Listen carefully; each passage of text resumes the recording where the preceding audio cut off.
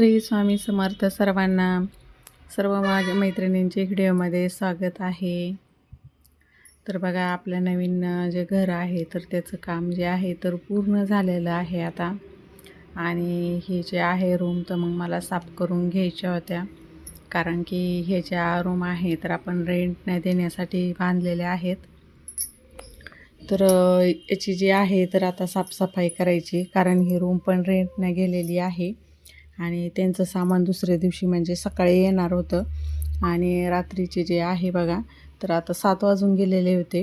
आणि मग मी जे म्हटलं आता आपण याची जी आहे तर सफाई करायची. सफाई म्हणजे सिमेंट वगैरे पडलेलं असतं, कलरचे पण खाली कलर वगैरे सांडलेला असतो, त्यांच्या पण चिटकताना फेविकॉल वगैरे असं बरंचसं घाण करून ठेवतात.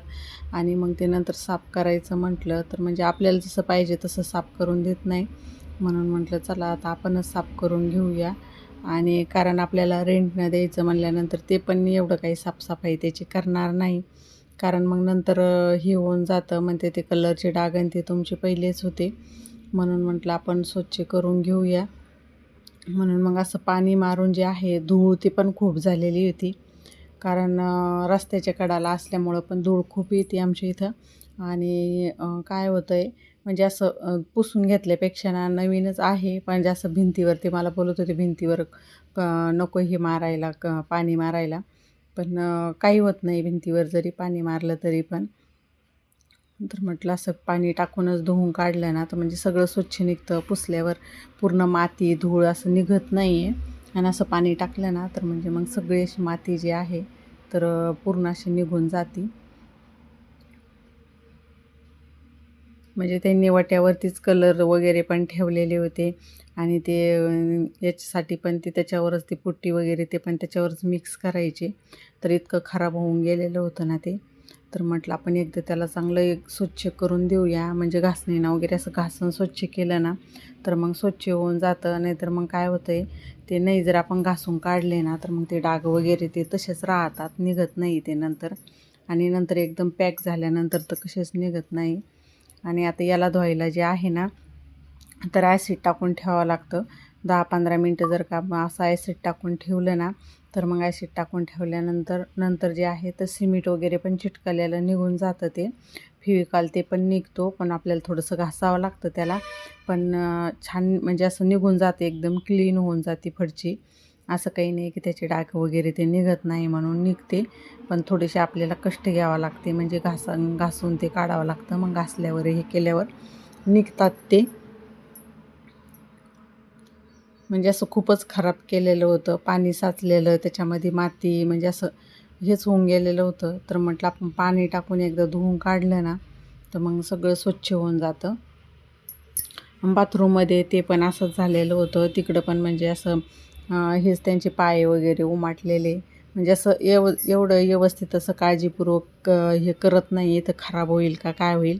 आणि धुवून द्यायची पण त्यांच्याकडंच हे होतं, पण त्यांनी काही धुवून दिलं नाही ते.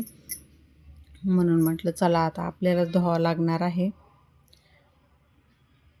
आणि त्यांचा फोन आला की म्हणे आम्ही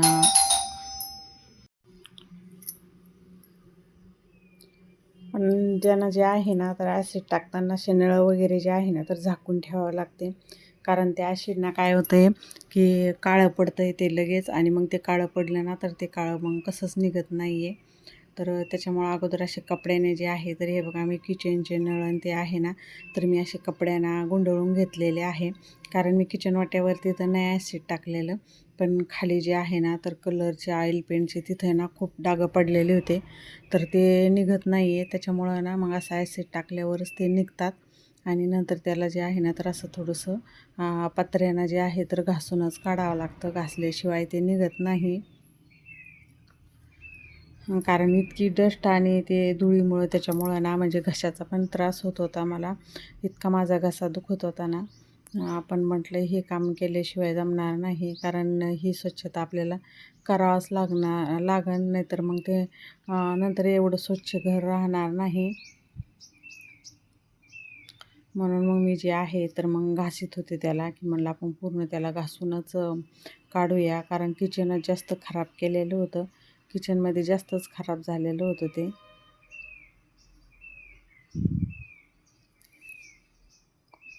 कलरचे आणि फडचीवाल्यांना पण ती फेविक्विक ते टाकून जे आहे ना, तर त्यांनी पण खूप हे केलेलं होतं आणि त्याच्यावरती मग माती ते जाऊन बसती. तर मग माती ते बसल्यानंतर ती चित्रच असे म्हणजे डागं वेगळेच दिसतात. डागं पण नाही दिसत ते असं वरती आल्यावानी. तर मग ते पण असं घासूनच काढावं लागलं. असं काही ते सहजासहजी ते काही असं निघलं नाही. आता माझं किचन जे आहे बघा, तर किचन घासून झालेलं होतं. आता बेडरूम जे आहे, तर मग मी बेडरूममध्ये अगोदर पाणी टाकून म्हणजे आमच्या साहेबांची त्यांची पण मदत होती मला.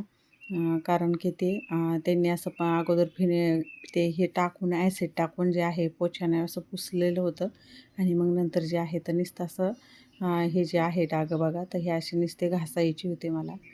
तर मग मी मागं असे घासत होते. पण ॲसिड टाकल्याशिवाय निघत नाही ते. ॲसिड टाकलं की लगेच निघून जातात. आता जे आहे बघा, तर मग सगळ्या रूम जे आहे तर माझे धुवून झालेले आहे आणि आता रात्रीचे वाजलेले आहे बघा 11 वाजलेले आहे. अजून जेवण पण राहिलेलं आहे, बनवायचं पण राहिलेलं आहे जेवण आणि घर धुवायला मी लागले होते 7 वाजता.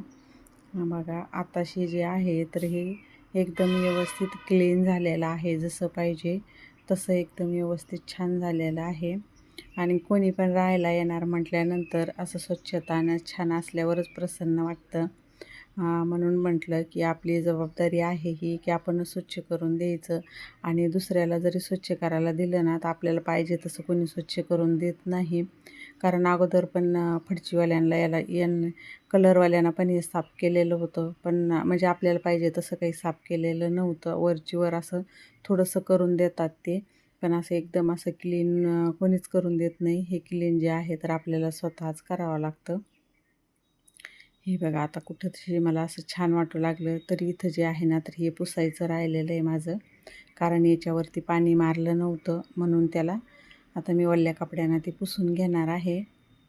आणि इकडं सगळं जे आहे तर स्वच्छ झालेलं आहे बघा. किचनमधली POPची जी डिझाईन आहे तर अशी आहे याची डिझाईन. आणि बेडरूममधली आहे तर बेडरूममधली अशी सिंपलच आहे, म्हणजे डिझाईन पण एवढं काही हे नाही, सिंपलच टाकलेले आहे.